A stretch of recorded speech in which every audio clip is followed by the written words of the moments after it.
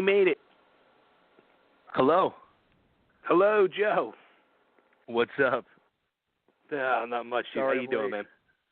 Oh, no problem, good, man. dude. No Sorry. problem.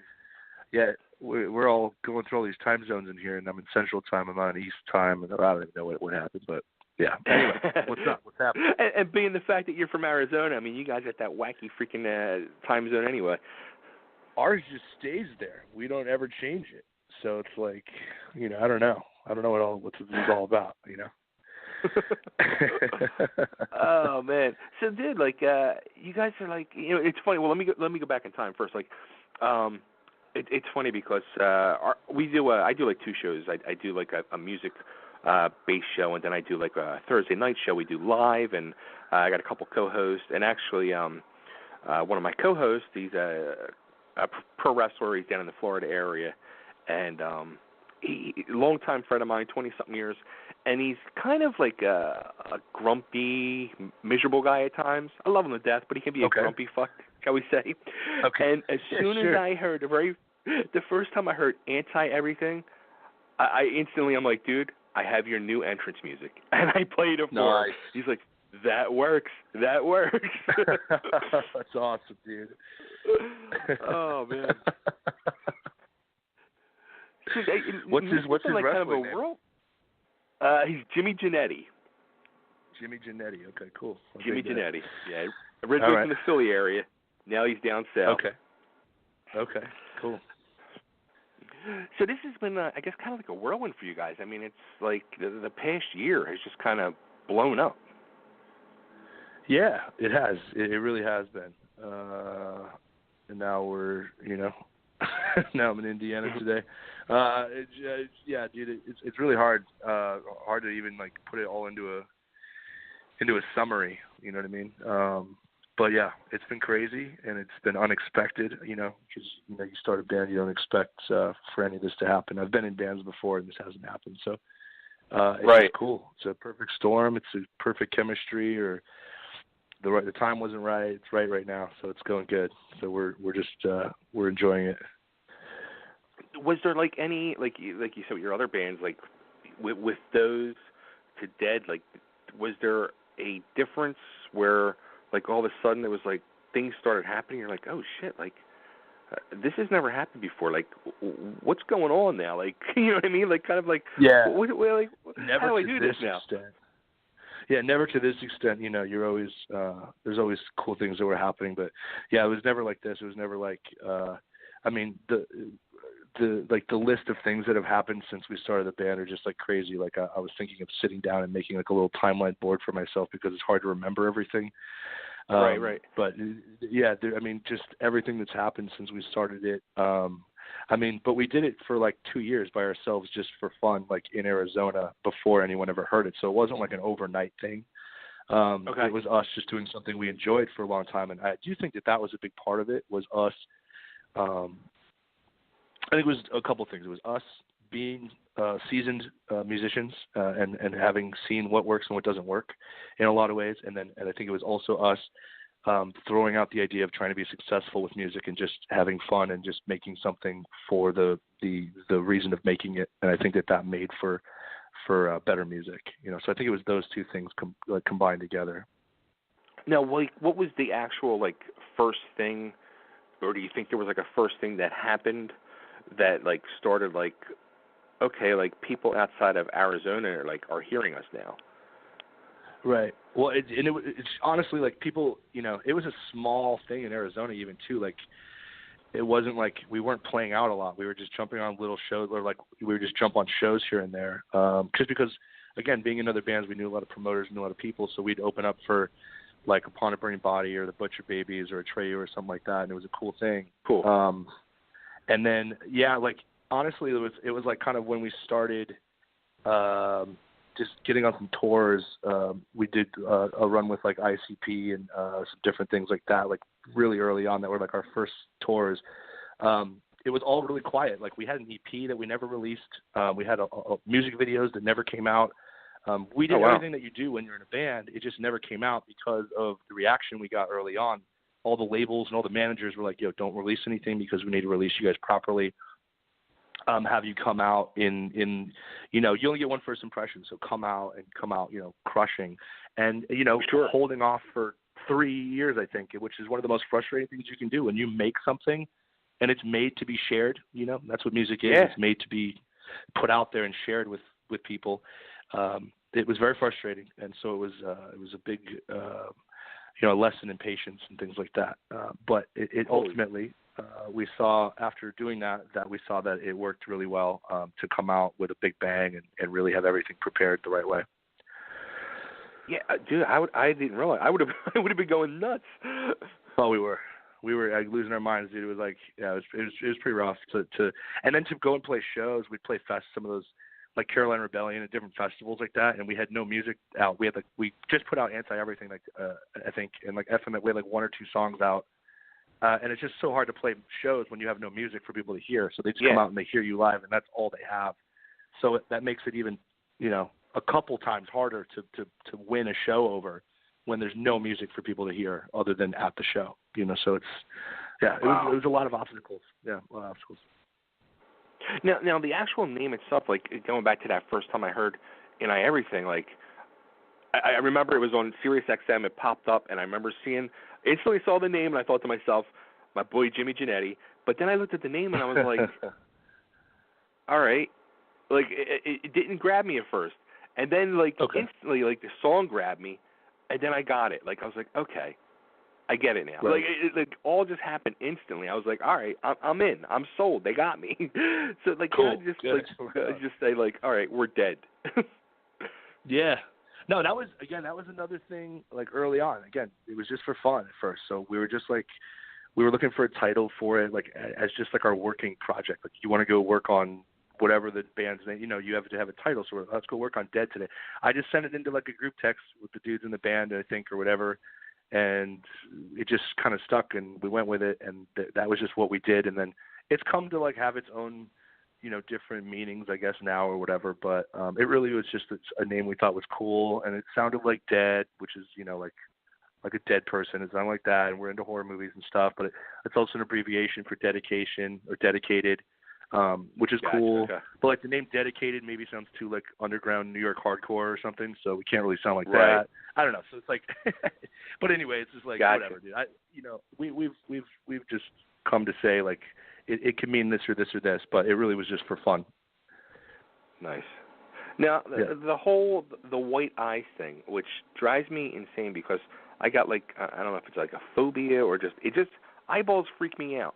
So when I see people with the freaky contact lenses, it freaks me the hell out. So you guys have them on like all the time. So I would go nuts. Oh, yeah. Yeah, I mean, it makes people uncomfortable because it's just strange. You can't tell where we're looking and things like that. And we like that, you know, gives us a little bit of a leg up on things. Do you guys like ever forget like you have them in and you like maybe get one to a store or something and just totally freak people out? Yes, we do it all the time. We'll be at the venue and we'll have them in. We'll forget. We'll go to like Starbucks or something, and then you'll be like, oh yeah, people are looking at me weird.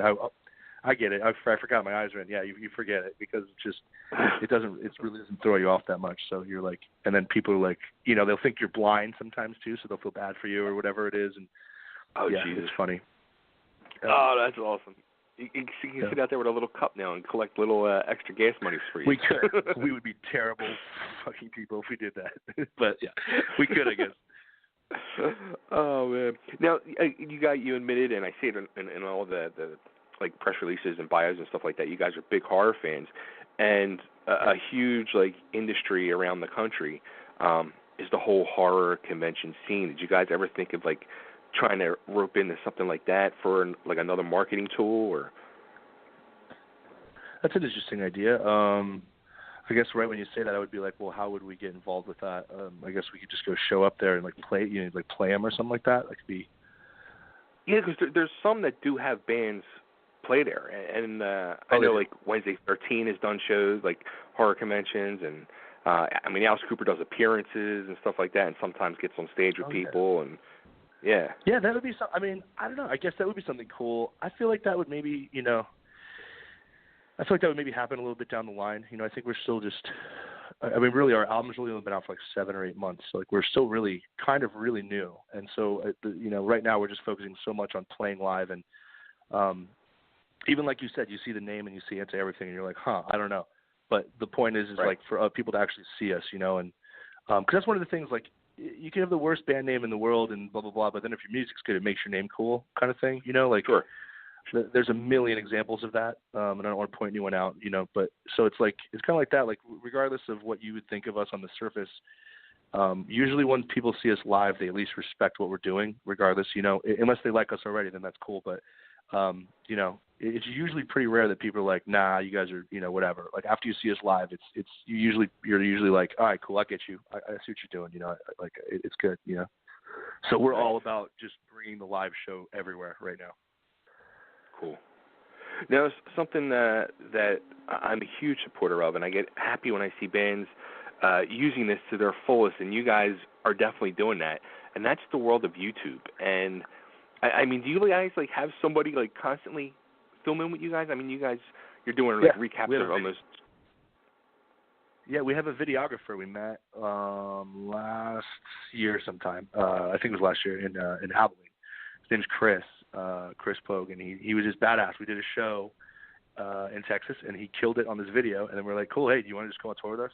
And he had been doing it with a bunch of other bands, rock stuff, and then he was mainly with some country acts and stuff. And yeah, so he comes out with us now. He comes out on every single tour, every show, and films everywhere. And that's awesome. It's just a cool way to document everything, all the insane stuff that we're doing, because like we've discussed, like, this year was crazy. So it's just awesome to have it all filmed and documented, and if we ever need it. And it's just the time, the age that we're in right now, it's like, I feel like that's just such an important thing to do. It really is. It really is. Yeah. Like, when I was going through your YouTube channel, I was like, oh, this is just freaking awesome. This is the way it should be. Like, I wish more bands were like that, to really it's just such a great way to, besides just the usual social media postings, but a great way to keep in touch with your fans, like what you guys are truly doing behind the scenes and stuff. Yeah, everybody. I mean, seriously, we're trying to just be an open book. Like, this is everything. Like, this is everything we're doing. Like, everybody can come along for the ride, whether you're here or not. You open up your social media and you see it every day. It's like, yeah, we just want to be in everyone's faces all the time. I mean, that's just, that's how we are. That's awesome. Now, going back to the videos and all, like the actual promo videos you guys have done, like, now Fred Durst directed a couple of those? Yeah, he did the video for Anti Everything, and then for Remember the Enemy, the first two, like, radio singles, videos for sure. Nice. We did those, both of them out in LA with him, and it was awesome.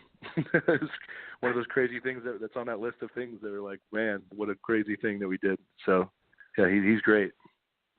Oh, that's awesome. Yeah. I mean, it's funny because, well, it's not funny, but, like, so many people like to hate on Fred and the whole Limp Bizkit stuff, and I was always a huge fan. I'm like, that music is just so intense and just it just drives me nuts that some people just don't get it. It's like, really? Yeah, I mean, I understand. People have their opinions of this or that, but yeah, I mean, I don't care. I mean, I love it, so I don't care. That's the thing, is I have really no guilty pleasures with music. I don't mind saying that I like whatever I like because I'm allowed to like it. I don't believe in guilty pleasures in music. Like, if you like it, that's fine. Like, I'm not trying to be super cool. I listen to crazy stuff that no one else listens to, for sure, and then I listen to super poppy stuff that everyone listens to. So I think we all probably do that. So. And honestly, it kind of, like, shows in the music too. And I was going to bring this up, especially with the new single "Hate Me," where you guys had, if you listen to the whole album, there's, like, the real heavy stuff, and then you got more the radio friendly or a little more commercial, like your Anti Everything. But especially with "Hate Me," it's almost got, like, that pop anthem sing along song to it. You know what I mean? Yeah, it's kind of like what we try to do is kind of like a creepy nursery rhyme type thing for the chorus, I guess. So, and it is poppy for sure. It was weird. I was like, I was talking to I was having a thought the other day, whatever it was, about that. And I really do. I feel like it's like what made Dead, and I didn't really think about it until recently, was like we come from like from a lot of different things, and I think, we grew up with the new metal thing was when we were younger growing up, and then when we were old enough, we were kind of in a scene where it was like metalcore and screamo and stuff. That was kind of like our main scene when we were at a certain age. And then that, right. And then we also grew up, loving great pop music like Michael Jackson or John Mayer or Third Eye Blind or any of that kind of stuff, great songwriting. So I think really what it is just like we love great songs. And one of the reasons we started that was because we feel like heavy music doesn't really have as often as it used to. Again, when we were growing up, like good, like big, huge anthems inside of heavy songs. Like bands like right. that we really tried to model ourselves, like Pantera or Slipknot or Korn or System of a Down or whatever it would be. Really heavy and dangerous, but then really good songs. And that was kind of what we were just trying to accomplish. Like, like I said, it was for fun. Fun for us is sometimes just creating something that we're just have in our head that we need to get out of it. So with Hate Me Then, I guess maybe that was just whatever. It's on the groovier side, I definitely feel like it's got a super like kind of a Rage Against the Machine kind of vibe in it. Yeah. And then like the chorus is, and we wrote that with John Feldman. He actually wrote that chorus with us. And he was just all about that nursery rhyme thing. And we were a little skeptical at first, but, John really helped to push us outside of our comfort zone. And once the song was done, we were like, yeah, this is great. John's a genius, like as usual. So. Oh, that's awesome. No, something too. I saw that you guys were doing like going around around the country doing like acoustic radio appearances, and I was wondering like, is that like something that would maybe open up, something for like in the future, maybe doing acoustic sets or acoustic EP or something like that? Well, we were very reluctant to ever do that, even in the first place.